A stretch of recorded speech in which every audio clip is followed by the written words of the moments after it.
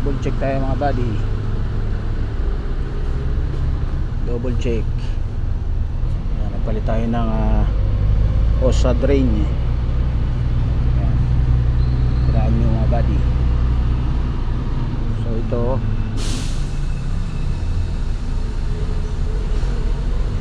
yung tatakbo sa ilalim ng solenoid valve body. Tapos ito sa ilalim din to. Yan, saka ito sa ilalim.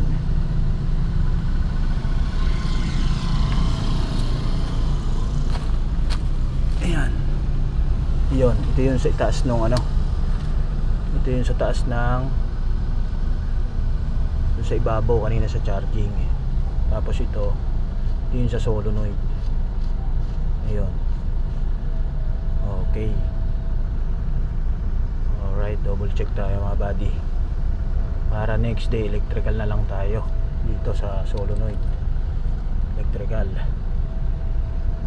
Ayan. Okay. So ito yung tatakbo sa charging, ito yung sa solenoid. Ayan.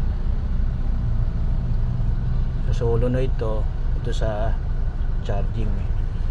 Alright. Tapos rin sa ilalim. Okay na to.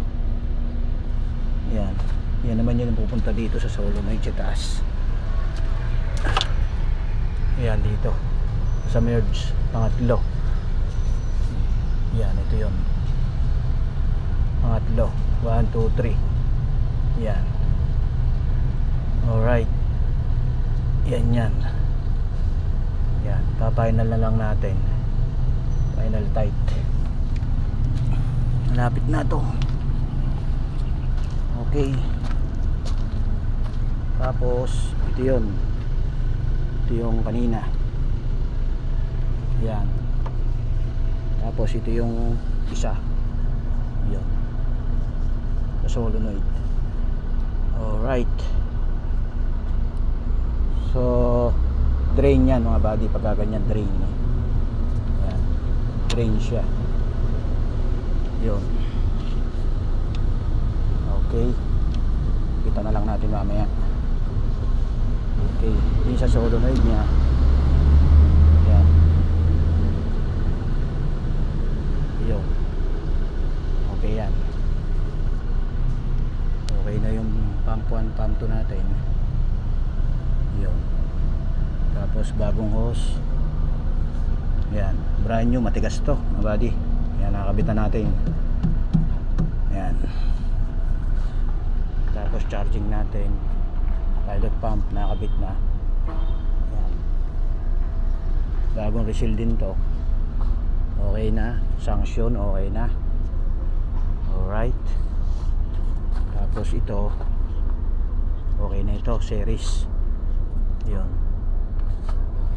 Yan. Tapos itong dalawan to. Yan. Ito yung sa control. Yan. Tight na lang natin yan mga buddy. Yan sa taas, sa baba. Yun. Yung P1 natin sa baba. Dito. Yung P2 sa taas mga buddy. Yan. Okay. So ikot tayo rito. Ikulang pa tayo rito. Clamp ng swing motor. Yan. Okay. Isang clamp ng swing motor dito. Clamp dalawa pala. Dalawang clamp. Same dito. Okay. Tapos dito yung fitting nya rito. Tapos yung hose ng swing. Yan. Ito yun mga buddy. Yan. Yan. Dito yan. Yan. Dito natin ikakabit yan. Ayan. Pag ganun. Yun. Almost ano na tayo mga buddy. Okay na yung hose natin ng travel. Brand new na. Ito completed na ito. So control natin. Yan. So clamp na lang to. Tapos electrical tayo sa mga solenoid. Yan. Alright. Alright, tapos kunti na lang mga buddy. So ito yung sinasabi ko kaninang dalawa. Yan. Ito yun sa P2 sa taas. Tapos yung ilalim, yan yung P1. Yan mga buddy. Yan. So higpitan na lang natin yan. Yan. Tapos dito sa likod, ayos na tayo rito. Yan. Completed na tayo sa likod. Okay na tayo sa likod.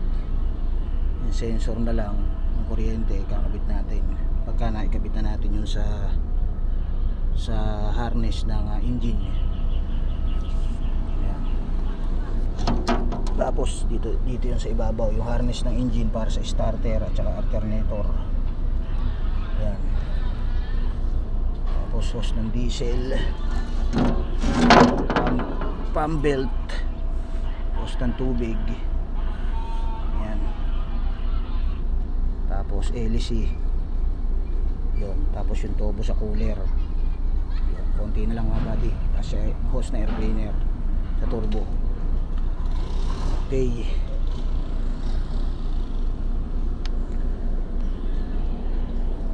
Alright mga buddy. Konti na lang to.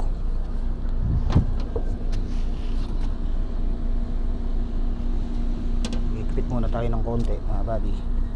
Pag gumalaw na, yun naman breaker. Yan. Re-reseal din yung breaker na yan. Yan.